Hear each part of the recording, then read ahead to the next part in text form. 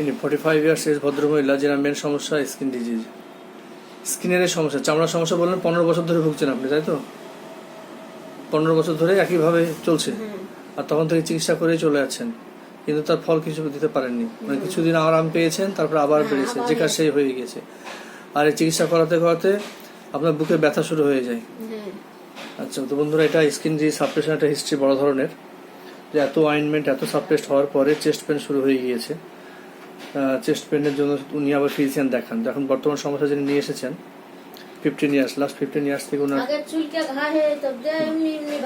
আর চুলকানোর পরে বলছেন চরম জ্বালাও করে, itch causes burning, aggravation night, warm bed warm, এগুলোতে।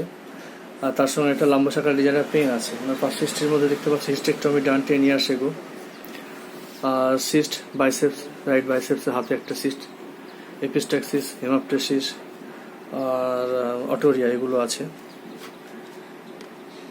আর ওনার জেনারেটির মধ্যে দেখতে পাচ্ছি appetite moderate, thirst tongue slight moist, stool dysenteric stool, burning, urine burning and dysuria, এগুলো। ডিজায়ার অ্যাভার্সনের মধ্যে পাচ্ছি sour food, salty, hot patient, burning palm and sole, perspiration copious, hot bathing aversion. তো দেখতে পাচ্ছি হট পেশেন্ট আর bathing aversion. আর তার সঙ্গে angry, consolation aggravates, fear of darkness, mental symptoms, fear of darkness, ghost, এগুলো আছে।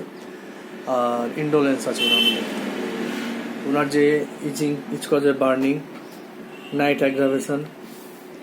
আর তারপরে দেখতে পাচ্ছি আমি হট পেশেন্ট, বাথিং অ্যাভার্সন, এগুলো। Burning on urethra, burning palm and sole, এইসব সিমটমসের বেস করে। আর একটা হচ্ছে স্কিন ডিজিজ যে সাপ্রেসড হয়েছে, আর সাপ্রেসডের রেজাল্টও পাওয়া যাচ্ছে, যে ব্যাড এফেক্ট যেটা চেস্ট পেন নিয়ে এসেছে। তো এই সিমটমস বেশ করে ওনাকে ব্রিমস্টোন 0/2 প্রেসক্রাইব করা হলো। আশা করছি উনি সুস্থ হয়ে যাবেন।